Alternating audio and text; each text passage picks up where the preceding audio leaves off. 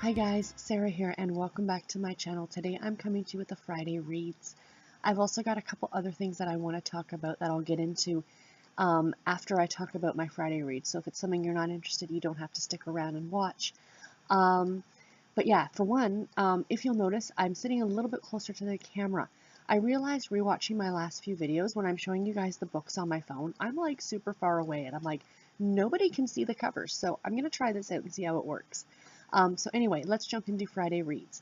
And what am I currently reading? I am currently reading An Offer from a Gentleman by Julia Quinn. This is the third book in the Bridgerton series. I love this story. I do have to admit it's not my favorite. I like number 1 and 2 more, but there's a few issues with Benedict, who is the hero in this story, that some of his actions are a little questionable to me. So it's making me not like him quite as much as the other siblings, but I'll get into that more when I do my wrap-up at the end of the month. But it still is a really, really good book. At this point, I'm about 70% of the way through it. If the story ended now, well, for one, I'd be mad because I wouldn't get the ending, but you know what I mean? Like, if I was to rate it right now, I'd still probably give it 4.5 stars because I'm really, really enjoying it. Pretty much what it is it's a Cinderella type story. Sophie, who is our heroine, she was born and I hate using the terminology, but that's what was used back then, she was a bastard. She was born to unwed parents. Her father was an earl or a duke, I think, and her mother was not any sort of noble person. And her mother died at childbirth, and she was sent to live with her father, who, I mean, he took care of her when she was young, but, you know, wasn't exactly a loving father. But again, generally our parents didn't really take care of the child rearing back then. This takes place about, I think, 1816, 1817 in London. Anyway, so then the father remarries and to an evil stepmother, essentially, and she has 2 evil stepsisters. And then she's cast out when she's, you know, in her 20s, and, you know, the story goes from there. So it's a really, really interesting premise. I really like kind of like the whole Cinderella retelling idea. It's been a lot of fun, and yeah, I absolutely do recommend this series. Just because I do not love this one as much as the first 2 doesn't mean I still don't love it, because I absolutely do. So when I'm done that book, and I should actually get that done, if not tonight, very possibly tomorrow, the next book I'll be starting this weekend is The Winter People by Jennifer McMahon. Not as interesting a cover, essentially just a white cover with black lettering. But this is, from what I've seen on Goodreads, it's a horror, thriller, mystery novel, which I'm very excited about. It's that time of year I find a lot of people find, you know, it's the colder months, so you want to kind of cuddle up inside and read something a little bit scary. So I am actually really looking forward to this one. I bought it. I've heard a lot of people on BookTube talk about it, and I'm very, very interested in reading it.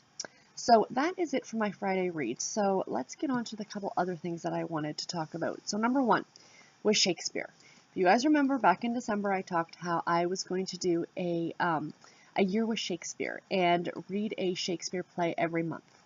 I had a couple people ask, you know, what happened? You know, it wasn't in your wrap up, and I meant to talk about it in my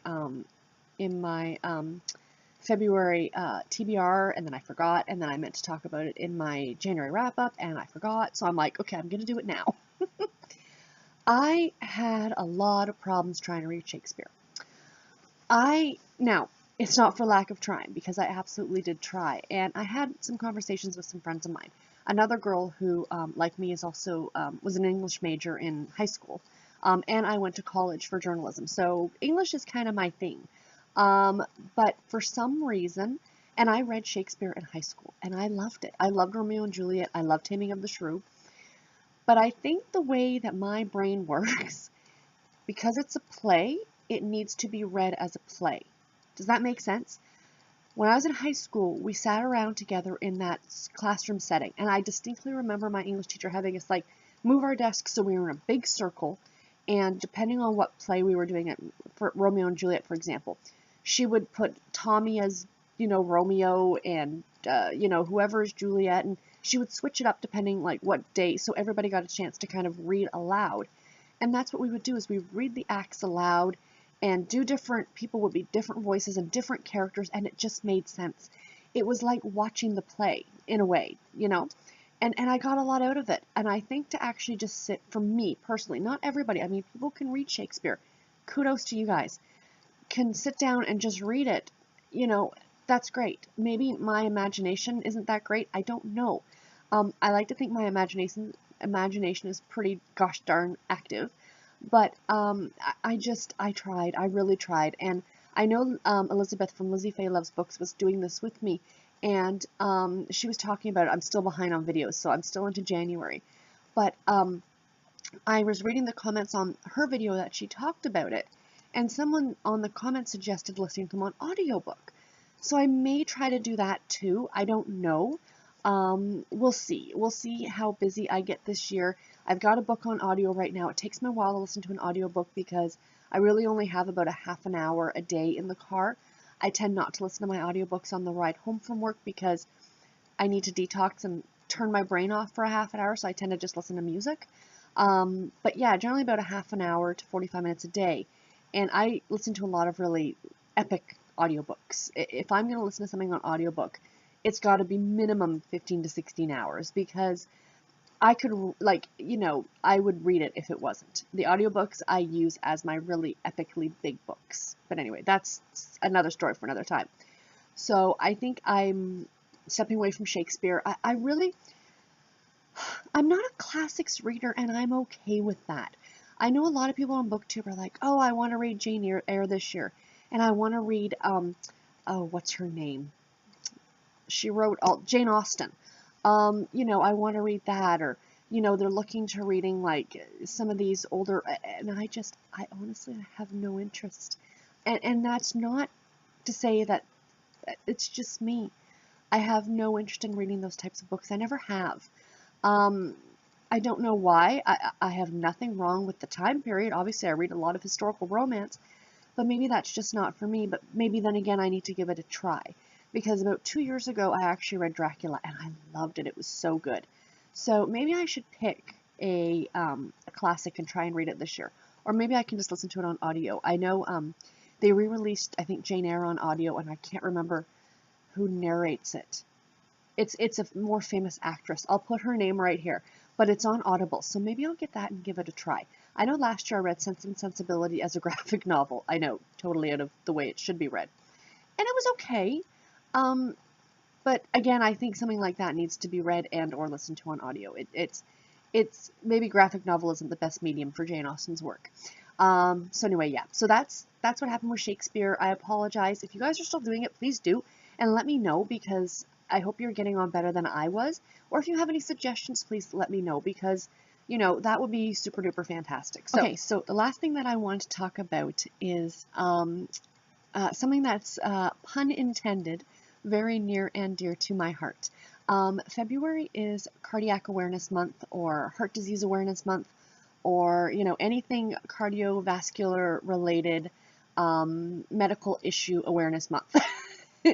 And the week of February 7th to February 14th is a CHD Awareness Week.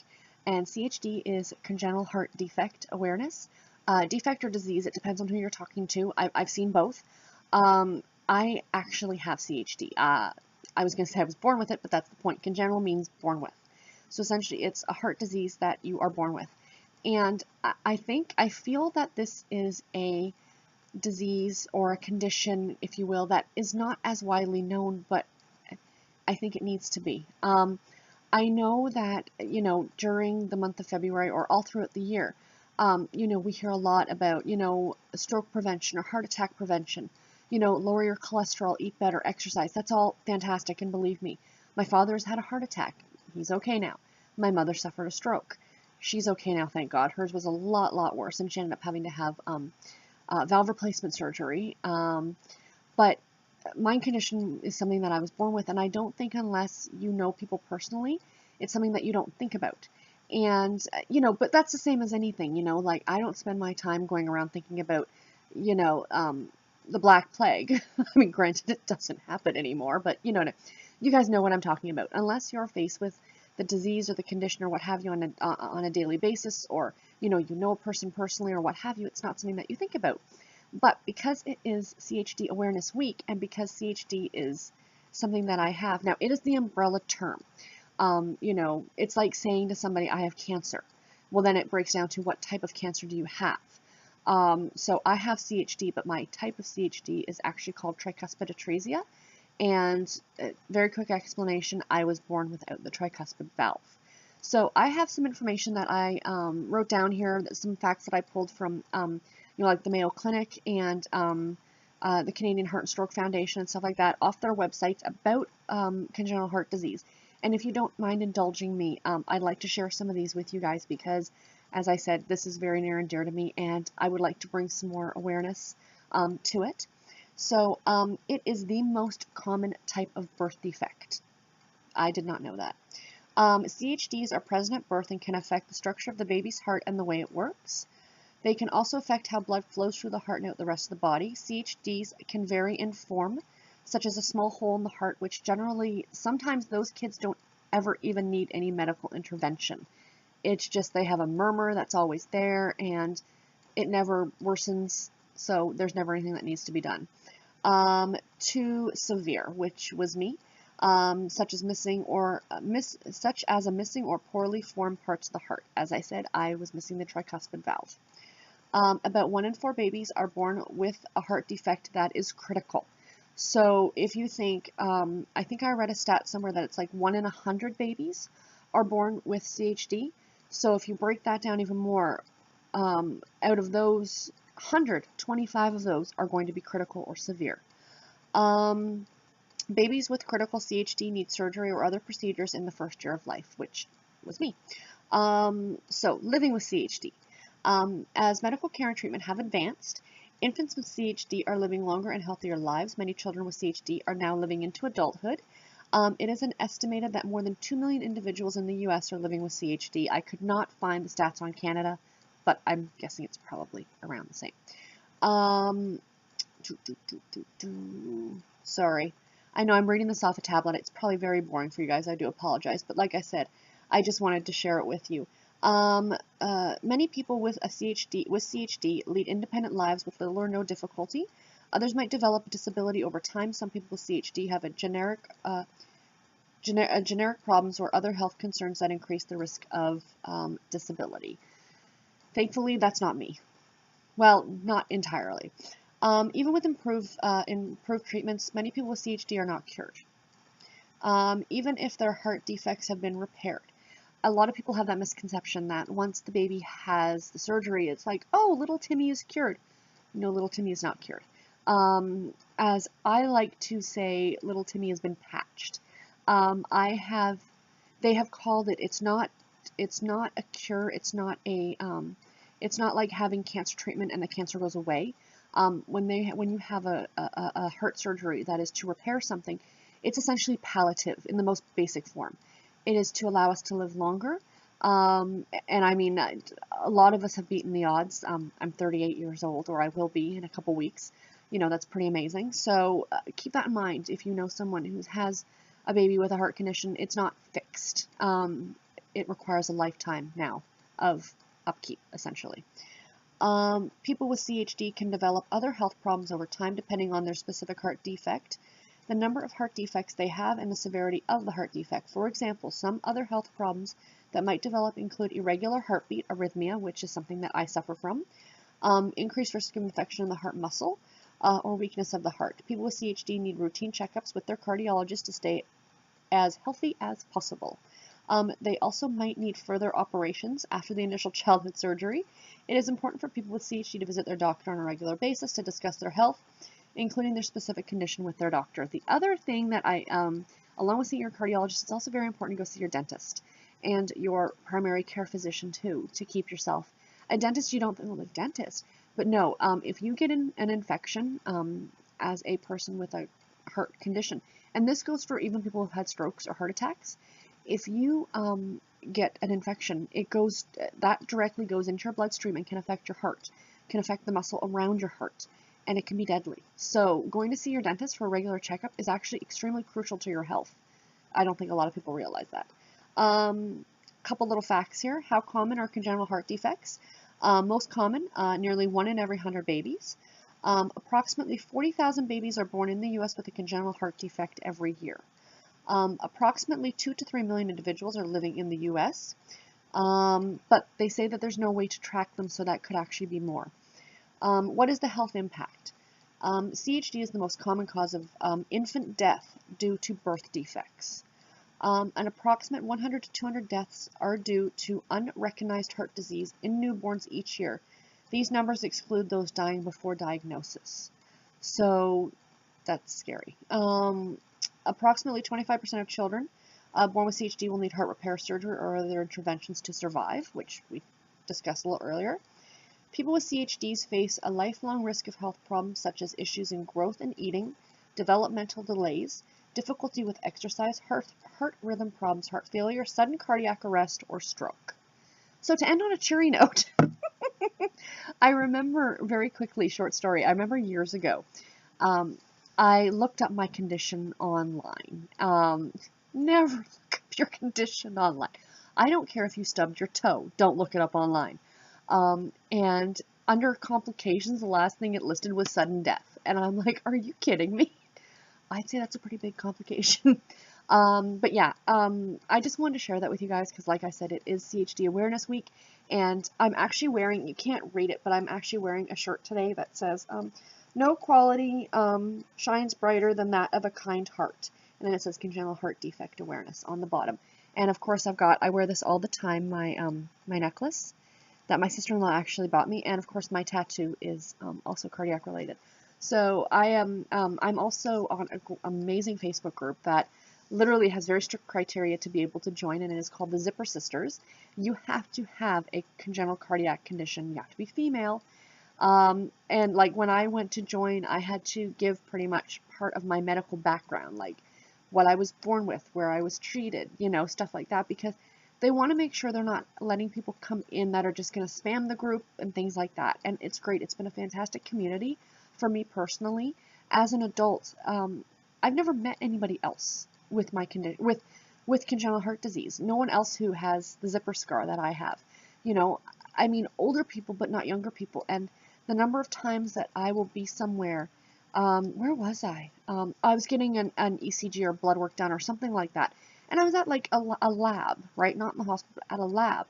And I don't hide the scar. It just so happens the shirt comes up to that point today.